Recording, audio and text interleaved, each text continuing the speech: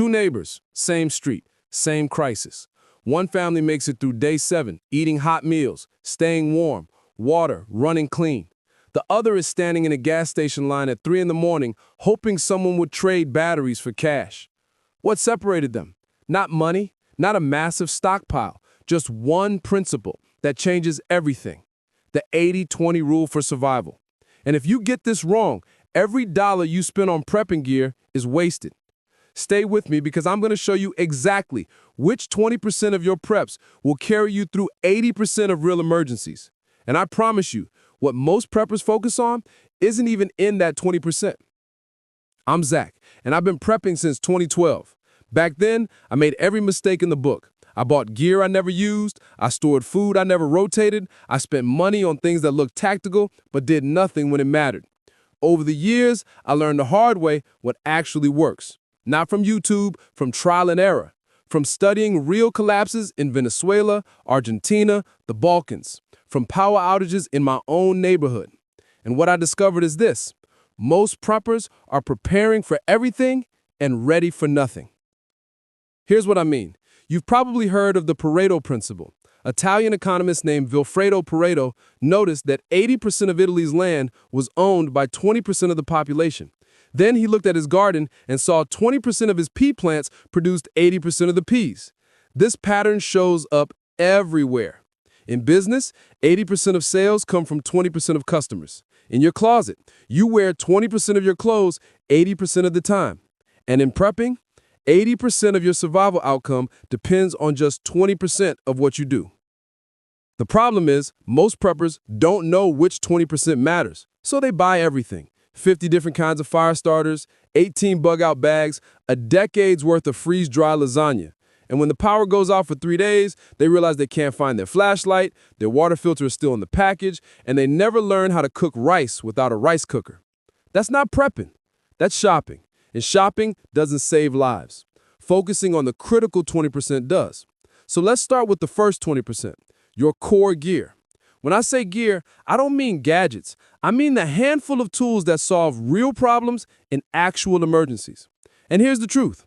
Only 5 categories matter: water, fire, light, cutting tools, and weather protection. That's it. Everything else is either redundant or recreational. Let's talk water first. You can survive 3 weeks without food. You'll survive 3 days without water. Maybe. In summer heat, or if you're working hard, maybe 1 day. So water isn't just important, it's first. You need 2 things: storage and purification. For storage, 1 gallon per person per day, minimum. For a family of 4, that's 28 gallons for 1 week. Stackable water bricks work great. So do those big blue containers from the hardware store. Just make sure they're food grade and keep them out of sunlight. But storage runs out, so you need purification. I keep a Berkey filter at home. It's gravity-fed, so no power needed. Filters thousands of gallons. For portable use, I've got Sawyer Minis in every bag. 99.99% filtration, lasts 100,000 gallons, costs $20. I've used mine on creek water, pond water, even questionable tap water during a boil order. Worked every time. And here's what most people miss. You need to test your system before you need it. Fill a bucket with muddy water from your yard and filter it. See how long it takes. See if you can actually do it when your hands are cold and you're stressed. That's the difference between having gear and having skills. Fire comes next. Not for cooking. Well, yes for cooking, but that's secondary. Fire purifies water when your filter breaks. Fire signals rescuers. Fire keeps you warm when the heat goes out in January. Fire is psychological. When everything's falling apart and you're sitting in the dark, a fire reminds you you're still in control. So you need redundancy. I carry Bic lighters, plural. They're cheap, reliable, work in wind. I keep waterproof matches in a sealed container. And I've got a ferro rod in my kit because it works when everything else is soaked. But here's the real test. Can you start a fire with damp wood? In the rain. Most people practice on sunny days with dry kindling and congratulate themselves. That's not real world. Real world is wet wood, cold hands, wind blowing smoke in your face, and you've got 30 minutes of daylight left.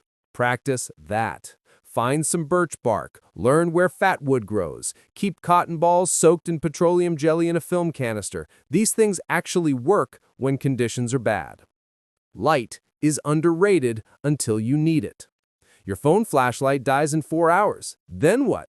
I keep headlamps because hands-free matters when you're trying to cook or fix something. LED lanterns for area lighting.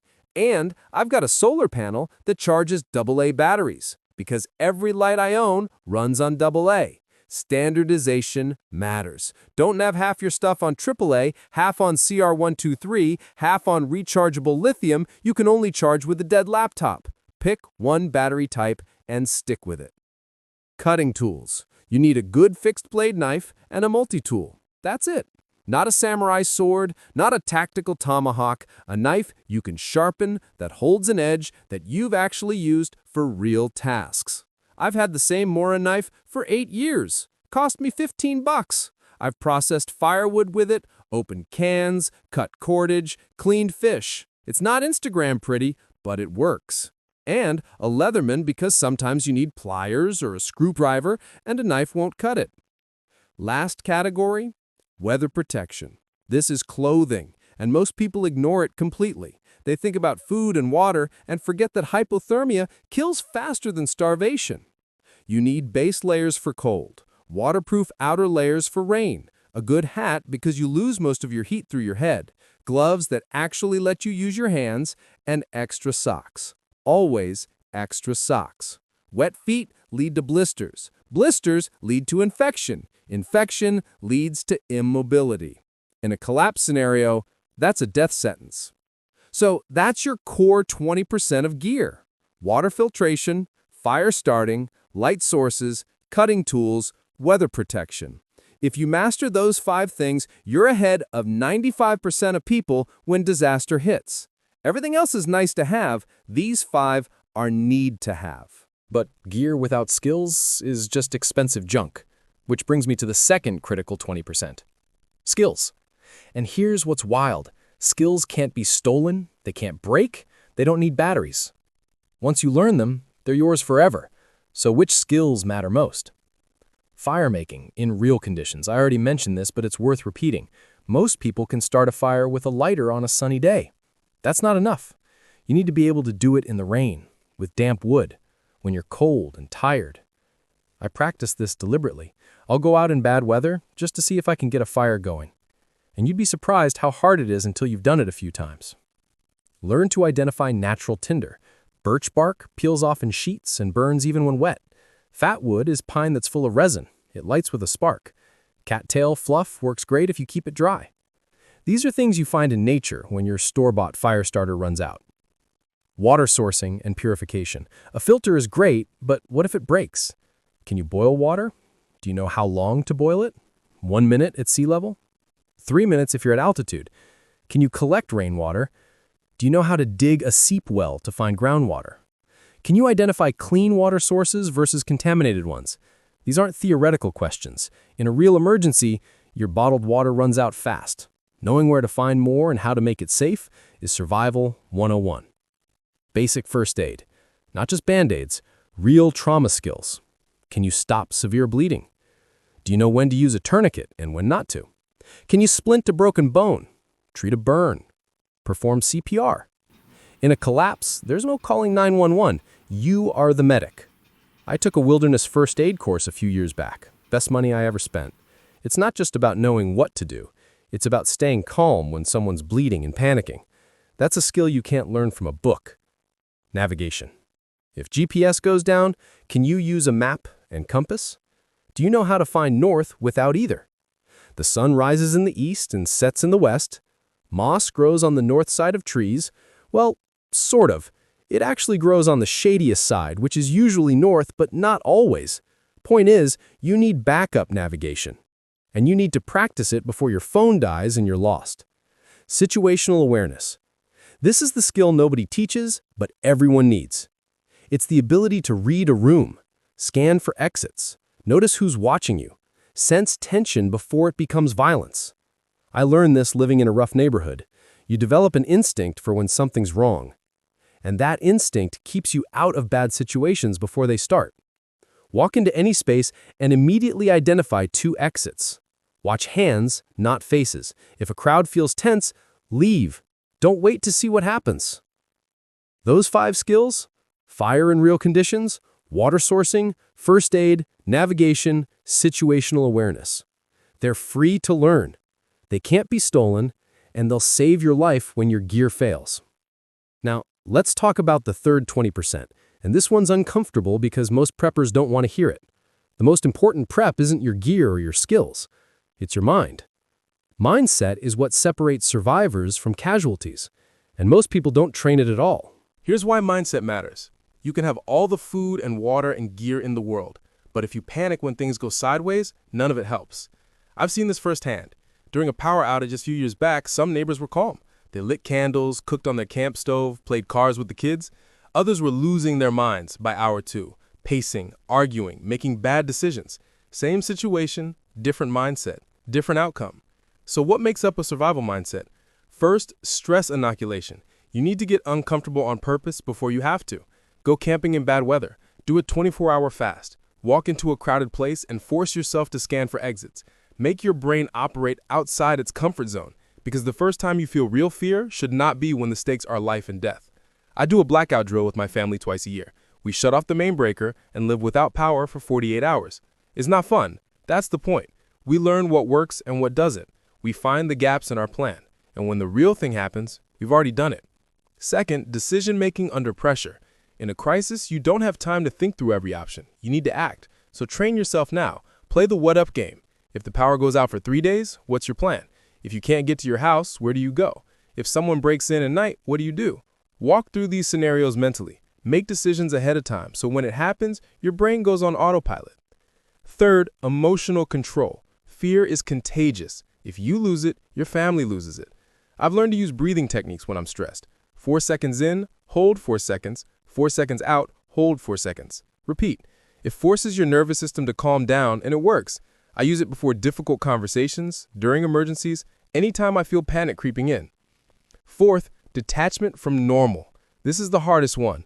We're wired to believe things will go back to normal. The power will come back, the store will restock, help will arrive, and that hope can kill you, because while you're waiting for normal to return, the situation is getting worse. Survivors flip a switch fast. They accept the new reality and adapt. They stop waiting for rescue and start solving problems. And fifth, purpose. You need a reason to keep going. For me, it's my family. I prep so my kids don't have to be scared, so my wife doesn't have to worry. That's my why. And when things get hard, that's what keeps me moving. If you don't have a reason, the grind wears you down. So find yours now. Mindset isn't soft. It's the foundation everything else sits on. Cultivate it now, because when things fall apart, the real battleground is in your head. All right, let's shift gears and talk about food and water, because this is where most preppers waste the most money. They panic buy what they recognize instead of what they need, and then they wonder why their family won't eat freeze-dried stroganoff in a real emergency. Here's the reality. You don't need gourmet meals. You need calories. You need nutrition. You need food that stores well, cooks easily, and doesn't require refrigeration. That's it. So what's the 20% of food that gives you 80% of results? Start with rice. White rice, not brown. Brown rice has oils that go rancid. White rice stored properly lasts 30 years. It's cheap. It's calorie-dense. 1 cup of uncooked rice is over 700 calories. And it's versatile. You can eat it plain, mix it with beans, fry it with whatever you have. It's the foundation of food storage. Beans and lentils. Dried, not canned. Canned beans are convenient, but they're mostly water. You're paying for weight and taking up space. Dried beans stored in Mylar bags with oxygen absorbers last decades. They're protein, they're fiber, they're filling. And when you combine rice and beans, you get a complete protein. You could literally live on just those 2 things. Oats for breakfast. Pasta for variety. Canned proteins like tuna, chicken, or Spam. I know, Spam sounds gross, but it's shelf-stable meat that lasts years and provides fat and calories when you need them. Peanut butter, powdered milk, bouillon cubes for flavor, and spices. Don't underestimate spices. When you're eating the same foods every day, a little cumin or chili powder makes a huge difference in morale. And here's what most people forget. You need to rotate your food. Every 6 months, take your stored food and cook with it. Replace it with fresh stock. That way you're always using what you have and you know your family will actually eat it. I learned this the hard way. I stored a bunch of wheat berries, thinking I'd grind them into flour. Then I realized I'd never used a grain mill and didn't know how. So that wheat sat in my basement doing nothing. Now I only store what I've actually cooked with. By the way, because I know food storage can feel overwhelming, especially when you're just starting out, I put together a free guide for you. It's called How to Turn $50 into a 90-Day Food Supply. This guide includes the exact shopping list I use, specific brands, specific prices, 37 items most people never think to stockpile, the simple storage tricks that work in any home or apartment, and emergency meals you can make with zero cooking fuel or electricity. It's completely free. I'll put the link in the description and pin it in the comments. Just grab it and you'll have a proven plan you can start using today. Now, let's talk about cooking that food, because food is useless if you can't heat it. Can you cook if the power's out? Most people can't. They've got an electric stove, a microwave, and no backup plan. So when the grid goes down, they're eating cold beans out of a can. That's not sustainable. You need a backup cooking method. I've got a camp stove with propane canisters. Small, portable, easy to use. I also have a rocket stove. You can build one yourself or buy one for $30. It burns twigs and small branches. Highly efficient. Doesn't need much fuel. And in a long-term scenario where propane runs out, a rocket stove keeps you cooking indefinitely. But here's the key. Test your system. Once a month, I cook a full meal using only my backup gear. No power, no gas stove, just my camp stove or rocket stove. And I time it. Because in a real emergency, you don't want to discover it takes an hour to boil water and you only have 20 minutes of daylight left. Keep it simple. Rice, beans, oats, pasta, canned protein, peanut butter, spices, 1 gallon of water per person per day. A way to filter more and a way to cook without power. That's your 20% that handles 80% of your needs. Now the fifth critical 20%, power. And this is where people go completely off the rails. They think they need to recreate their entire modern lifestyle. Fridge running, lights in every room, TV on, coffee maker going. And that's the mistake. Because 80% of the power you think you need is luxury disguised as necessity. In a real grid-down situation, what do you actually need? Medical devices, if anyone in your family depends on them, communication, lighting. That's it. Your fridge is a power hog. After 2 days, most of the food inside spoils anyway. Let it go. Focus on the things that keep you alive, informed, and functional. Medical devices come first. If someone needs a CPAP, oxygen, or insulin refrigeration, that's your #1 power priority. Nothing else matters until those needs are met. Get a solar generator or battery bank sized for that load and test it regularly. Communication. A hand crank radio keeps you updated on evacuation orders, weather, and what's happening in your area. No information means no informed decisions, and that's dangerous. I've got a small emergency radio that runs on AA batteries or hand crank. Cost me $25. It saved me multiple times during storms when I needed to know if a tornado was coming. Lighting. LED lights are incredibly efficient. A small power bank can run a headlamp for days. Solar garden lights brought indoors work great. You don't need to light your whole house, just the room you're in. And use blackout curtains. Visible light at night tells everyone you have power. That's a target. For charging, I use a Jackery solar generator. It's not cheap, but it powers my essentials for days. Phone, radio, lights, laptop if I need it. And with solar panels, I can recharge it indefinitely. But here's what I don't do. I don't try to run my fridge, my TV, my air conditioning. Those things eat power. And in a crisis, comfort is secondary to survival. Also, generators are loud. If you run a gas generator at night, everyone in a half-mile radius knows you have fuel and power. That's not safe. Solar is silent. So is a battery bank. Stealth matters. Strip it down. Prioritize medical, communication, light, small electronics. That's the 20% of power that handles 80% of your actual needs. Everything else is a distraction. The 20%, community. And this is the one that makes preppers uncomfortable because a lot of us are lone wolves by nature. We don't trust people. We want to go it alone. And I get it. But here's the truth. In a real collapse, the lone wolf dies. The people who survive are the ones with a small, trusted circle. You don't need a militia. You don't need 20 people. You need 2 or 3. People who are calm under pressure, who share your values, who bring skills you don't have. Maybe it's the mechanic across the street, the nurse 2 doors down, the guy who always has tools and knows how to use them.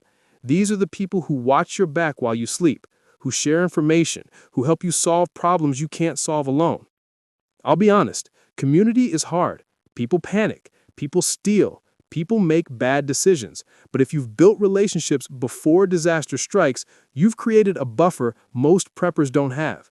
And that buffer is the difference between making it and not making it. Start now. Have quiet conversations. Find out who's paying attention. Trade tools. Teach someone a skill. Be the person people trust. Because in a collapse, trust becomes currency. And the tighter your circle, the safer you are. And don't forget digital communication. In some areas, encrypted chat apps or even ham radio networks have become lifelines. You might not be able to rely on your whole neighborhood, but 5 preppers connected across town sharing intel can make all the difference. Community isn't just who's next door. It's who you can count on when things get real. Now, let's talk about the 20%. Planning. Because most preppers make one of 2 fatal mistakes. They either try to plan for every possible scenario and fail, or they lock into one specific disaster and get blindsided when something else happens. Both paths lead to the same place, chaos. But experienced preppers know this. You don't need a plan for every single possibility. You need a plan for the most likely 80% of emergencies. And those fall into a few core categories: natural disaster, infrastructure failure, civil unrest, economic breakdown, medical emergency. Those 5 buckets cover most of what you'll actually face. So instead of planning for zombie apocalypses or alien invasions, ask yourself this: what's most likely where I live? And what's most disruptive? If you live in Florida, hurricanes are likely. If you live in California, earthquakes and wildfires. If you live in a city, civil unrest and infrastructure failure. Plan for the real threats, not the Hollywood ones. And here's the key. Don't plan by event. Plan by capability. Can you shelter in place for 2 weeks with no power? Can you evacuate in 10 minutes if you have to? Can you purify water? Cook without electricity? Stay warm without heat? These capabilities cover multiple scenarios. You don't need a hurricane plan and a flood plan and a riot plan. You need one solid plan that handles the fundamentals: water, food, shelter, power, security, mobility. Nail that 20% and you'll be ahead of 95% of people when real collapse hits. Now let's talk about the last few critical pieces, the 20% that most people completely overlook: medical supplies, communication, and mental preparation for long-term scenarios. Medical supplies. Most people have a basic first aid kit: Band-Aids, Neosporin, maybe some pain relievers. That's not enough. You need trauma supplies, tourniquets, chest seals, Israeli bandages for severe bleeding, burn dressings, splints, and medications. Stock up on over-the-counter meds your family uses: pain relievers, antihistamines, antidiarrheals, cough medicine. In a collapse, pharmacies get looted fast, and a simple infection can become life-threatening when there's no medical care available. I also keep a printed medical guide because in an emergency, I'm not trusting my memory. I want step-by-step instructions for treating wounds, broken bones, shock, hypothermia. Knowledge is great, but a reference guide is better. Communication beyond your neighborhood.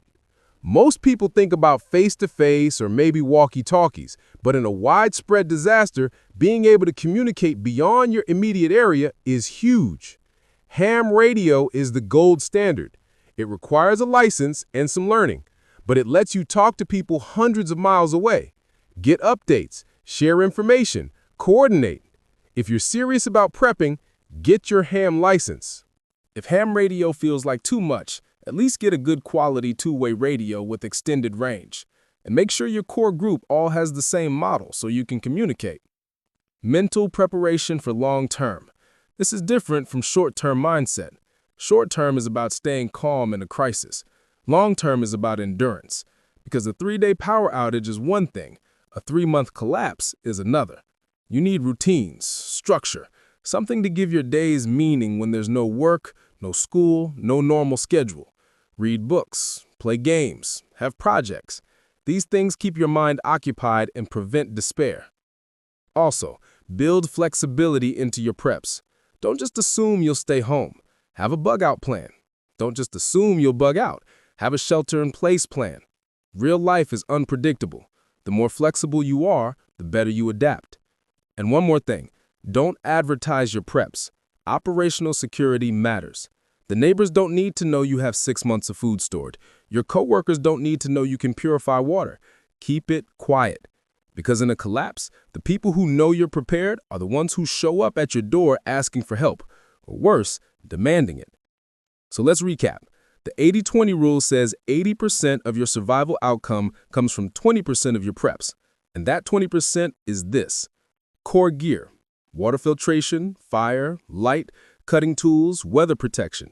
Skills, fire making, water sourcing, first aid, navigation, situational awareness. Mindset, stress inoculation, decision making, emotional control, letting go of normal, having purpose. Food and water, rice, beans, oats, canned protein, a way to cook without power, 1 gallon per person per day. Power, medical devices, communication, lighting, small electronics.